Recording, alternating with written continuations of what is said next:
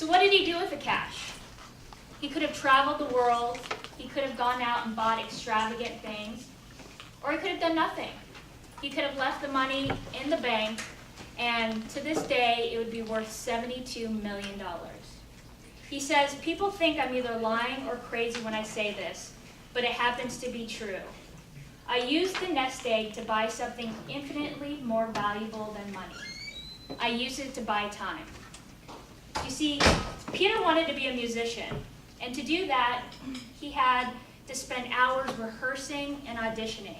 So he sat down with his dad and figured out a way to stretch that money so that it would give him enough time to pursue his dream. For years, he lived on the bare minimum to pursue his goal: spaghetti, rice-a-roni. At a young age, he realized that money is replaceable, but the time that it takes to reach your goals are not.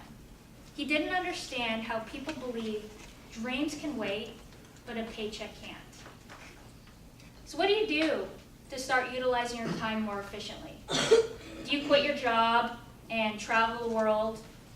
Do you pursue any long aspirations of being a rock star like Rich over there? Not necessarily, but in order to utilize your time wisely, you need to know exactly what you want and what steps to take to get it.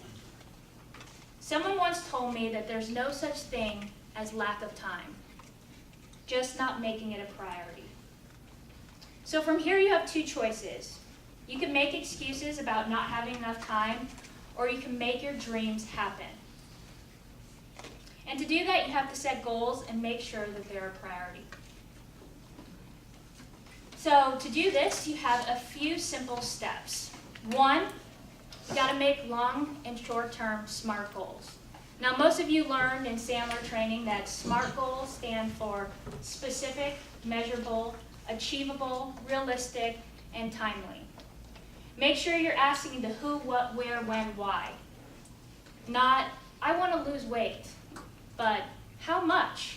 By when? If you can't measure it, you can't manage it. Two, make sure they're written down somewhere. You want to make sure that you can review it on a constant basis, update and change if necessary. Three, share your goals with someone who you trust and that will support you. Never share your goals with someone who will discourage you. Remember, life is short and time is precious. And there's no room for people who don't support your dreams. Finally, make sure you put value on your time on a daily basis. I like to call it ROT, similar to ROI, but return on time. We frequently ask our customers, how much do you think that costs you in time? How often do we ask ourselves that same exact question?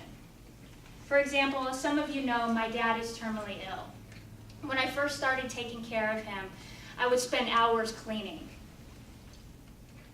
Then I realized how much is it costing me to not spend quality time with my dad. So I got a maid. About 2 years ago, I met an amazing man and we quickly became friends.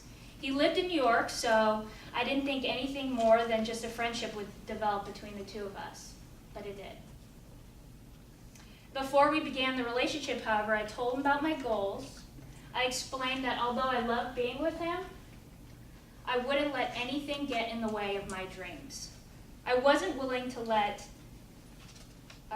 so we sat down and we worked on our SMART goals together to make our long-distance relationship work.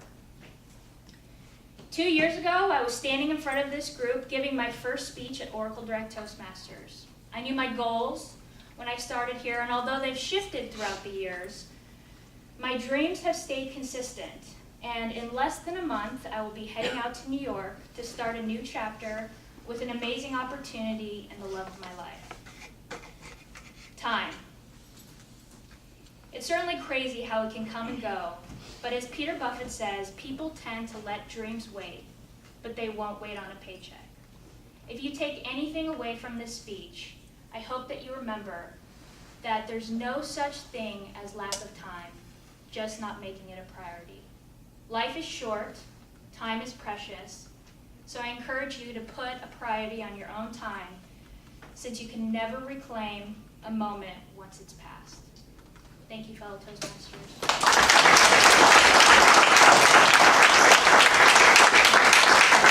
That was great. Congratulations on your 10th speech. Let's give another round of applause.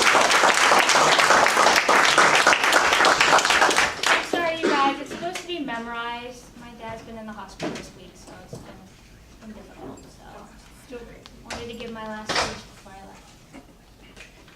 Okay, so I